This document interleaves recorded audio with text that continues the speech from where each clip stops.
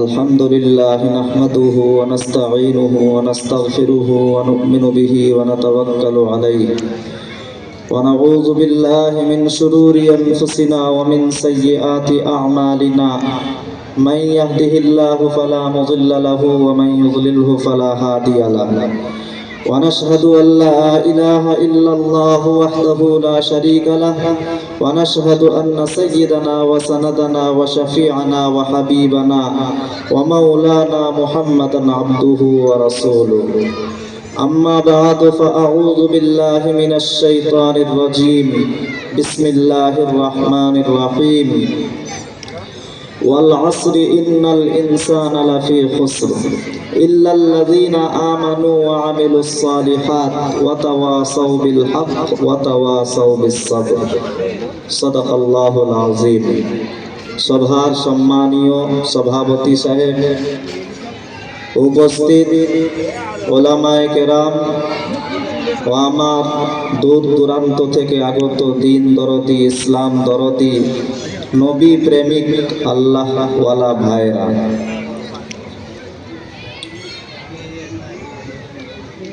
মোহতারাম বুজুর্গ দোস্ত, আল্লাহ পাক মানুষকে দুটো রাস্তা দিয়েছেন। মানুষকে আল্লাহ রাব্বুল আলামিন দু ভাগে বিভক্ত করেছেন। যেই দুটো ভাগের মধ্যে একটা ভাগের ঠিকানা জান্নাত আর একটা ভাগের ঠিকানা হচ্ছে জাহান্নাম। তো আল্লাহ পাক পরিষ্কার ভাবে কোরআনের মধ্যে মানুষকে জানিয়ে দিয়েছেন ফারিকুন ফিল জান্নাহ ওয়া ফারিকুন ফিস সাঈর, কি মানুষের মধ্যে দুটো দল রয়েছে। যেই দুটো দলের মধ্যে একটা দল হবে জান্নাতি আর একটা হবে জাহান্নামী।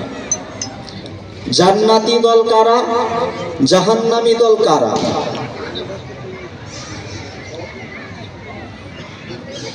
জান্নাতি দল হচ্ছে ওই সমস্ত মানুষ যারা দুনিয়াতে ভালো কাজ করে আল্লাহ তাবারাক ওয়া তাআলার ইচ্ছা মতো জীবন কাটিয়ে দুনিয়া থেকে যেতে পারবে। যারা নেক আমল নিয়ে দুনিয়া থেকে যেতে পারবে। কেননা আল্লাহ পাক আমাকে আপনাকে পুরো বিশ্বের মানুষকে, কুল কায়নাতকে আল্লাহ রাব্বুল আলামিন হায়াত এবং মওত দিয়েছেন। সেটা কিসের জন্য দিয়েছেন?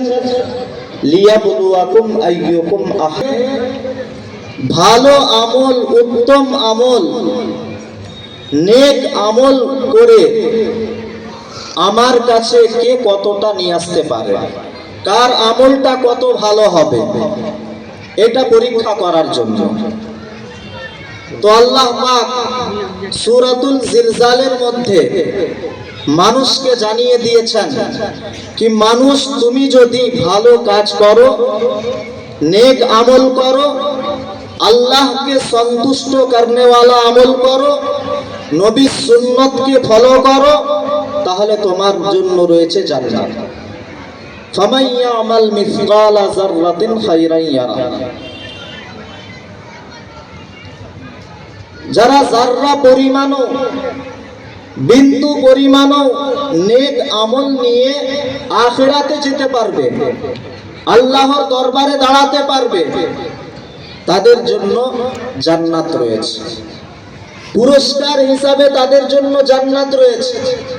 আর যারা বদ আমল নিয়ে ঈমান হারা হয়ে যারা দুনিয়া ছেড়ে যাবে, দুনিয়া থেকে বিদায় নেবে, তাদের জন্য তিরস্কার হিসাবে রয়েছে জাহান্নাম। তো ভাই সকল, আমাকে আপনাকে আল্লাহ রাব্বুল আলামিন বহুত মূল্যবান সময় দিয়েছেন। জীবন দিয়েছেন, সেই জীবনকে ভালো কাজে ব্যবহার করা, নেক কাজে ব্যবহার করা। আজ আমি আপনি যে মহামূল্যবান নিয়ামত, সময়ের মতো নিয়ামত পেয়েছি, সেই নিয়ামত পাওয়ার পরে যার নাকদরি করছি, যার নাশুকরি করছি, সেই সময়ের সেই ওয়াক্তের আল্লাহ রাব্বুল আলামিন তিনি কসম খাচ্ছেন। আমি আপনাদের সামনে একটা কোরআন কারিমে ছোট্ট রকম সূরা তিলাওয়াত করেছি, যেই সূরার মধ্যে আল্লাহ রাব্বুল আলামিন কোন মানুষটা বিফল, কোন মানুষটা ব্যর্থ এবং কোন মানুষটা সফল কাম পরিষ্কারভাবে জানিয়ে দিয়েছেন। কি যাদের মধ্যে চারটা গুণ পাওয়া যাবে, চারটা সিফাত পাওয়া যাবে, তারা হবে সফল কাম, তারা হবে কামিয়াব, তারা হবে জান্নাতি।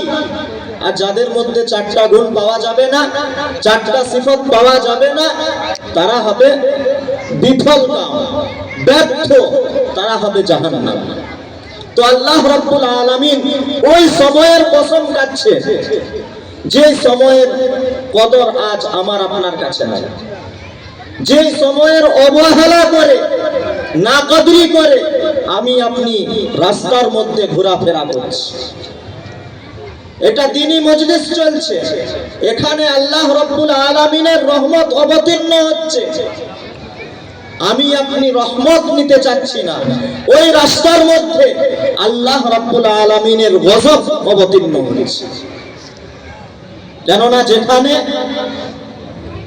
মহিলারা বেপরদাগির সাথে ঘোরাফেরা করে, সেখানে আল্লাহ রাব্বুল আলামিনের রহমত নাজিল হয় না, সেখানে আল্লাহ রাব্বুল আলামিনের গজব নাজিল হয়, আল্লাহ রাব্বুল আলামিনের গুসা অবতীর্ণ হয়। আমি আপনি সময়ের নাকদরি করে সেই গুসার জায়গাতে, সেই অসন্তুষ্টির জায়গাতে, সেই নবী পাক সাল্লাল্লাহু আলাইহি ওয়াসাল্লামের দিলকে দুখানে ওয়ালা জায়গাতে আজ আমি আপনি নিজের সময়টাকে অতিবাহিত করে ফেলছি, গাফলাতের সাথে কাটিয়ে ফেলছি। তো আল্লাহ রাব্বুল আলামিন ওই সময়ের কসম খেয়ে বলছেন ওয়াল আসর, হে মানুষ সকল, আমি জামানার কসম খেয়ে বলছি,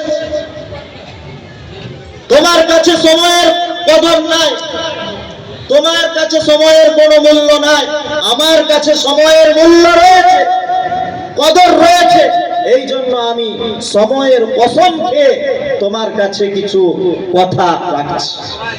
ওয়াল আসর, জামানার কসম, ইন্নাল ইনসানা লাফি খুসর, সমস্ত মানুষ ক্ষতিগ্রস্তের মধ্যে রয়েছে, সমস্ত মানুষ ব্যর্থতার মধ্যে রয়েছে, বিফলতার মধ্যে রয়েছে। ইন্নাল ইনসানা লাফি খুসর, আল্লাহ রাব্বুল আলামিন কিছু মানুষ থেকে, সমস্ত মানুষ থেকে কিছু সংখ্যক মানুষকে আলাদা করছে, বেছে নিচ্ছেন, যারা সফল কাম, যারা ব্যর্থ নয়, যারা বিফল নয়, যারা জাহান্নামী নয়, যারা জান্নাতি। কারা জান্নাতি? ইল্লাল্লাযীনা আমানু, যাদেরকে আল্লাহ রাব্বুল আলামিন ঈমানের মতন দৌলত দিয়েছেন। আজ আমি আপনি ঈমানওয়ালা, আমি আপনি অযাচিত ভাবে, বিনা মাঙ্গায়, বিনা চাওয়ায় আমাকে আপনাকে আল্লাহ রাব্বুল আলামিন ঈমানের মতন দৌলত দিয়েছেন। আল্লাহ রাব্বুল আলামিন আমাকে আপনাকে বহু নিয়ামত দিয়েছেন, এত নিয়ামত দিয়েছেন, এত নিয়ামত দিয়েছেন, সেই নিয়ামত আমি আপনি শুমার করতে পারবো না, গণতি করতে পারবো না।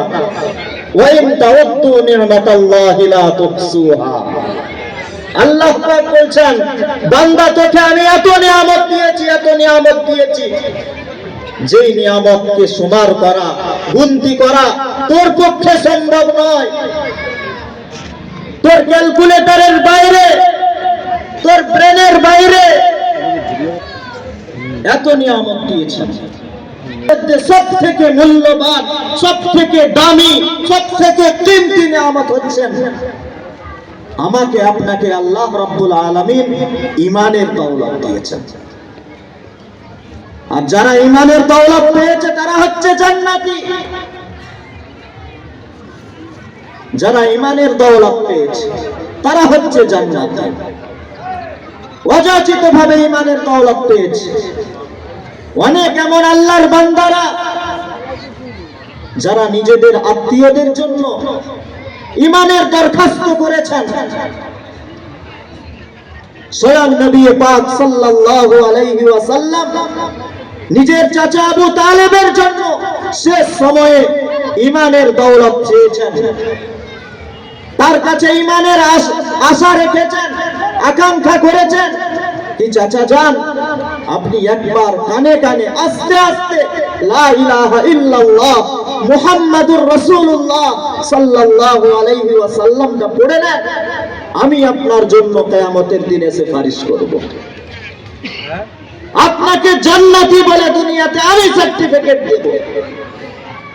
কিন্তু বন্ধুগণ, আল্লাহ পাক যাকে চান তাকেই ঈমানের দৌলত দেন। আল্লাহ পাক দাঁত ঝুড়ে জানিয়ে দিলেন, ইন্নাকা লা তাহদি মান আহবাবতা ওয়ালাকিন্নাল্লাহ ইয়াহদি মান ইয়াশা। হে নবী, আপনি যাকে ইচ্ছা তাকে হিদায়াত দিতে পারেন না। হিদায়াতের চাবিকাঠি আমার কাছে, হিদায়াতের মালিক হচ্ছে আমি। মেহরাজের টিম কোথায় আছো? তাড়াতাড়ি এখানে আসো। আমাদের মেহরাজ বাবুর টিম, ছাত্র মেহরাজ বাবুর টিম, তাড়াতাড়ি আসো, এখানে টাইম হয়ে গেছে। আপনি যাকে ইচ্ছা তাকে হিদায়াত দিতে পারেন না। যার কিসমতে, যার ভাগ্যে, যার তাকদীরে ঈমান আছে তাকেই আমি হিদায়াত দেব। তো বন্ধুগণ, আমাকে আপনাকে আল্লাহ রাব্বুল আলামিন জান্নাতি বলে ঘোষণা করেছেন। কেননা আমাকে আপনাকে আল্লাহ রাব্বুল আলামিন ঈমানের দৌলত দিয়েছেন। এই ঈমানের দৌলত পাওয়ার কারণে আজ আমি আপনি ক্ষতিগ্রস্ত থেকে, নুকসান থেকে আমি আপনি বেঁচে গেছি। ইল্লাল্লাযীনা আমানু ওয়া আমিলুস সালিহাত। সেই ঈমানকে বাঁচাতে হলে, যে ঈমান অযাচিত ভাবে পেয়েছি, সেই ঈমানকে বাঁচাতে হলে আমাকে আপনাকে নেক কাজ করতে হবে, ভালো কাজ করতে হবে। অযথা সময় রাস্তার মধ্যে ঘোরাফেরা করে অযথা সময়ের নাকদরি করা চলবে না। দ্বীনি মজলিস আমার আপনার কর্তব্য। দূর দূরান্ত থেকে আমি এসেছি এই জলসার উদ্দেশ্যে, কিন্তু আমি করছি কি? আজ আমি ফাহিশা, উলঙ্গ নারীদের পিছনে নিজেদের সময়গুলিকে অপচয় করছি। এই জন্য যে সমস্ত ভাইয়েরা যিনারা রাস্তার মধ্যে ঘোরাফেরা করছেন, তাদের কাছে আবেদন করব, অনুরোধ করব, আপনারা এই ঈদগাহের ময়দানে আসেন। দ্বীনি মজলিস, আল্লাহর রহমতের ছায়াতলে আশ্রয় নেন। আল্লাহ পাক আপনার উপর সন্তুষ্ট হবেন। আল্লাহ পাক আমাদেরকে বলা এবং শোনার থেকে বেশি বেশি আমল করার তৌফিক দান করুন।